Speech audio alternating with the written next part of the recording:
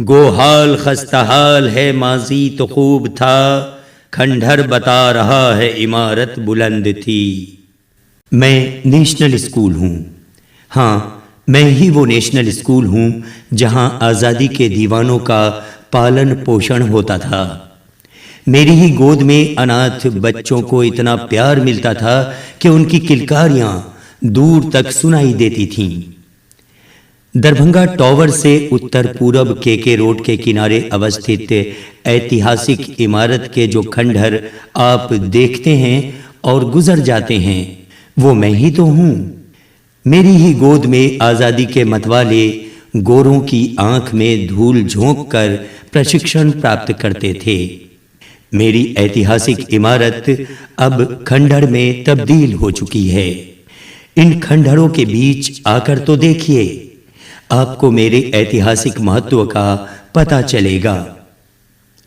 सच कह रहा हूं, दरभंगा और आसपास के लोग जिन आज़ाद फिजाओं में सांस ले रहे हैं, जिस आज़ादी पर इठला रहे हैं, वो आज़ादी मेरे ही खंडहर की जवानी ने उन्हें दी है।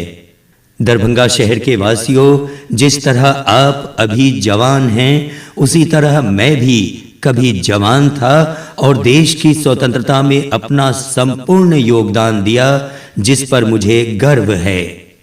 1920 ईस्वी में मेरी स्थापना विभिन्न उद्देश्यों के तहत तब हुई जब असहयोग आंदोलन के मद्देनजर सरकारी स्कूल छोड़कर आने वाले छात्र अपनी शिक्षा जारी रख सकें और देशभक्ति के जज्बे को शक्ति मिलती रहे।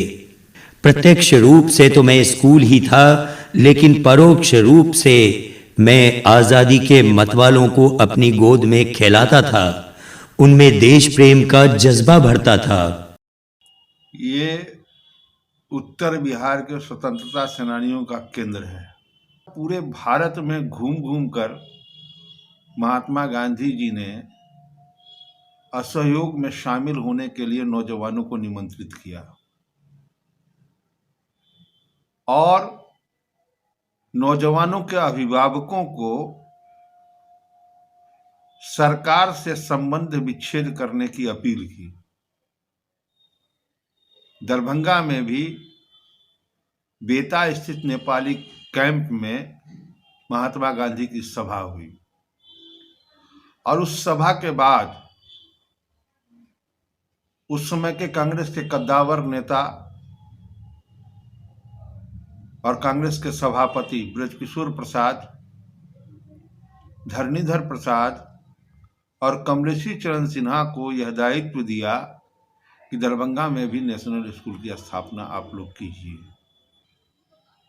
असहयोग आंदोलन में स्कूल का उद्देश्य ये था कि जब सरकारी स्कूल बच्चे छोड़ेंगे तो उन लोगों को शिक्षा मिलती रहे, उनकी शिक्षा में व्यवधान न हो, उसके लिए उन्होंने नेशनल स्कूल खोला। यह तो एक उद्देश्य था जो ब्रिटिश हुकूमत को दिखाने के लिए था, लेकिन उसके माध्यम से कांग्रेस के अंदर में स्वतंत्रता सेनानियों को पैदा करने की जो फैक्ट्री थी, उसको सतत जारी रखने का उद्देश्य था, उसको केंद्र बनाना था।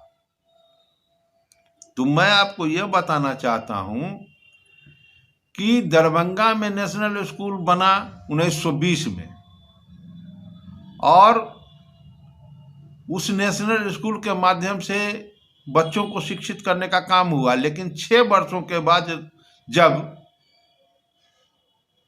पूरे भारत में नेशनल स्कूल का उद्देश्य चूंकि असहयोग आंदोलन समाप्त हो गया, उद्देश्य समाप्त हो गया, तो जब स्कूल का उद्देश्य समाप्त हुआ तो यह मैं आपको बताऊं कि उसका मतलब आप लोगों को थोड़ा समझना पड़ेगा इस चीज को कि नेशनल स्कूल मात्र यही नहीं था दरभंगा में। एमएल एकेडमी, मारवाड़ी स्कूल, ये सब नेशनल स्कूल हो गए थे, इसलिए कि सरकार ने अपना संबंध विच्छेद कर लिया था स्कूल से। तो वो नेशनल स्कूल दरभंगा में 4-5 हो गए थे, लेकिन नेशनल स्कूल के नाम पर स्थापित एकमात्र यही स्कूल था। तो असहयोग आंदोलन जब कम हुआ तो नेशनल स्कूल भारतवर्ष में बंद हो गए, लेकिन यहाँ कमलेश्वरी चरण सिन्हा ने उस नेशनल स्कूल को जीवंत रखा और धीरे धीरे यह फ्रीडम फाइटर्स का, स्वतंत्रता सेनानियों का केंद्र बनता चला गया। और 1927 में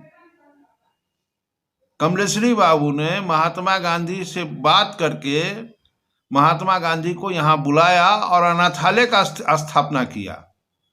तो इसलिए इसका नाम नेशनल स्कूल और अनाथालय भी है। वहां पर गांधी जी ने आकर के जो है सो स्थापित किया। महात्मा गांधी की बेंता में असहयोग आंदोलन के मद्देनजर एक बड़ी सभा हुई थी, जिसके बाद मेरी स्थापना हुई। मेरे ही प्रांगण के एक हिस्से में बापू ने 1927 ईस्वी में अनाथालय का शिलान्यास किया था। मेरे इस प्रांगण में डॉक्टर राजेंद्र प्रसाद अनगिनत बार आए। देश की स्वतंत्रता के बाद जब वो राष्ट्रपति बन गए तो भी स्वतंत्रता सेनानी ब्रजकिशोर प्रसाद के चित्र का अनावरण करने के लिए मेरी इस इमारत के प्रांगण में पधारे थे। दरभंगा के असंख्य स्वतंत्रता सेनानी मुझसे जुड़े हुए थे। मौलाना अब्दुल वहाब, राम बहादुर प्रसाद गुप्त, हजारीमल बैरोलिया, परमानंद दारुका, धर्मलाल सिंह, यदुनंदन शर्मा, राधिका प्रसाद जैसे असंख्य लोगों का जुड़ाव मुझसे रहा। आप चौंक पड़ेंगे ये जानकर कि मेरे इस प्रांगण में विजय लक्ष्मी पंडित, जवाहरलाल नेहरू, आचार्य कृपालानी, नेपाल के भूतपूर्व प्रधानमंत्री मातृका प्रसाद कोइराला वगैरह अनेक महान हस्तियों का आगमन हुआ। और उन सभी का केंद्र बिंदु एक ही व्यक्ति था, कमलेश्वरी चरण सिन्हा, जिन्होंने मेरी स्थापना की और मेरे फलने फूलने के लिए खुद को पूरी तरह समर्पित कर दिया। तभी तो जब मेरे प्रांगण में शहीद स्मारक के शिलान्यास का कार्यक्रम हुआ तो राष्ट्रपति डॉक्टर राजेंद्र प्रसाद ने कमलेश्वरी बाबू से ही स्मारक का शिलान्यास कराया था। और इस नेशनल स्कूल की अहमियत यह थी कि जब देश रत्न डॉक्टर राजेंद्र प्रसाद राष्ट्रपति बने तो उन्होंने आकर के यहाँ जो भाषण किया, वह भाषण जो है शहीद स्मारक का शिलान्यास करना था, लेकिन कई कारणों से वो शहीद स्मारक का शिलान्यास राष्ट्रपति जी नहीं कर सके। और राष्ट्रपति जी ने यह कहा बड़ी सभा में कि मैं चाहता हूं कि मेरी ओर से इसका शिलान्यास इसके संस्थापक बाबू कमलेश्वरी चरण सिन्हा करें। और उन्होंने अपने सामने में दोनों आदमी गए और दोनों आदमी ने मिल करके राजेंद्र बाबू खड़ा रहे वहां पर और कमलेश्वरी बाबू ने शिलान्यास किया। उन्होंने कहा कि नहीं, अपना स्कूल खोलो, अपने तालीमी अदारे, अपने शैक्षणिक संस्थान खोलो। और उन्होंने अंग्रेजों के जो स्कूल थे उसको बाइकाट करने के लिए कहा। और इसी जब बाइकाट करने के लिए कहा तो ऐसा तो नहीं था गांधी जी कह देते कि बाइकाट कर दो और सब लोग स्कूल से चले आवें और जाहिर रह जाएं। तो उन्होंने एक ये स्कीम बनाया कि एक नेशनल स्कूल खोला जाए जिसमें हमारे बच्चे उसमें तालीम हासिल करें। और दरभंगा के जो गांधी कहे जाते थे बाबू कमलेश्वरी चरण सिन्हा जी, वो असल उन्हीं के कंधे पर ये जिम्मेदारी दी गई थी नेशनल स्कूल।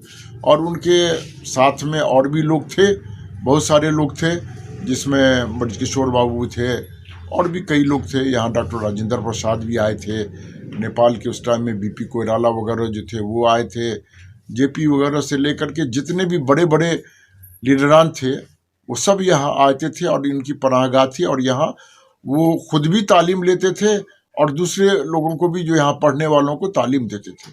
आज़ादी में एक जमीयतुल उलमा नाम की एक तंजीम है जो आज भी हिंदुस्तान के अंदर में है। तो उनके कारकुनान, उनके लोग जो थे वो भी वहाँ रहते थे और उनका भी पूरा सहयोग था। बड़े शौक से सुन रहा था जमाना, हम ही सो गए दास्तां कहते कहते।